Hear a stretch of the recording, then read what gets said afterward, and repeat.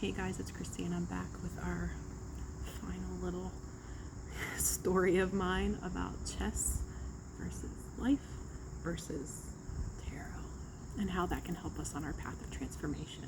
And so if you didn't get to see the other videos, please go back and check them out, see if you can relate or understand. Maybe if you've ever gotten a reading done on you, or you watch readings on YouTube, or whatever it is, or it interests you to find out about tarot and understand that it's not all about the bad. It can be about the good if we allow it to transform our energy in a way that serves us and doesn't put us on a path of regression. So I'm super excited to start a new conversation about tarot, in a way that can hopefully help us all grow and learn from our own energy. We can't blame our own energy on anyone but us. We're the ones in charge of that. Chess is just a perfect example and a way to show you a little bit about the tarot deck and how it affects us and how our energy is apparent through tarot and how that can relate to chess in a way that we can look at it. So, anyhoot, back to the god and goddess of this deck and of the chess board, and what's the reasoning behind the two pieces of the king and queen in chess and the emperor and empress in tarot. I'm glad you asked. Actually, nobody did. This is just me. But it's exciting because the king is who we want to protect, right? And the empress energy is the person to do that, right? So the queen becomes literally probably the most important chess piece from what I've gathered in my tiny, teeny bit of research about chess. It seems like she's pretty hot stuff, the empress, and the queen. And that's why I decided to make that obvious of the empress energy within the tarot deck. This is all four queens in one. She's a little bit of everything. She knows her worth. She's discerning. She knows how to use that sword in order to create boundaries for herself, in order to keep herself safe, but not just her. Her divine counterpart, which is the emperor or the king in chess.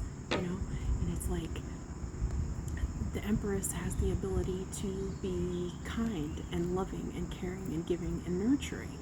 She's the queen of fertility. She births new ideas. She births new energy. She transforms things. She has the capability to see good in everything. She has the capability to also see when things aren't up to her. She knows which way to move, and she knows when there's trouble, and she's capable of utilizing her sword of discernment, as in that Queen of Swords energy, in order to make sure that everybody around her is safe, because it's not just about the empress, like she's protective of good. She's protective of her counterpart. She's protective of justice, of temperance, of our patience and our understanding. She's protective of empathy and compassion and kindness and giving. She wants to help people. She wants to make sure that she's committed to whatever it is that she's involved in. She knows her worth. She stands tall. She doesn't back down from things that she feels passionate about, because she's also that Queen of Wands energy. She's got that inner where she's fiery in nature if she has to be, and when she wants to be, as in charisma and the ability to speak and the ability to get her point across and the ability to be persuasive in matters that are important to her and to her cause. And what's her cause? The king, in chess. She's here to protect. She's here to guide. She's here to give all those tools that she has in her toolbox to only somebody who matches her energy, and that's the king or the emperor in the deck, And it's like, because that emperor, he also holds all four kings in his own energy. That's BDE, yo. And if you know that, then you know. But it's like, it's not just that. It's like he's also just as committed to winning at life. You know, he wants to be his best and highest version of himself. That means that he doesn't fool with moves. You know, he stays back. He's kind of like on his throne, like, I'm gonna move based on what my queen, you know, and these two look to each other as like a as a perfect pair for one another. They match each other's energy, you know. It's not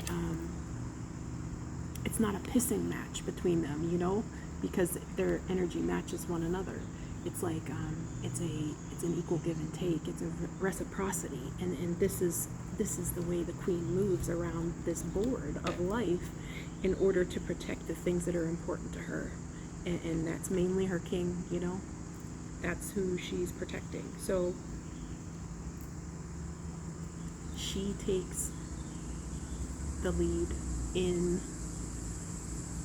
helping matters that are going to evolve her and her king further in the game of life.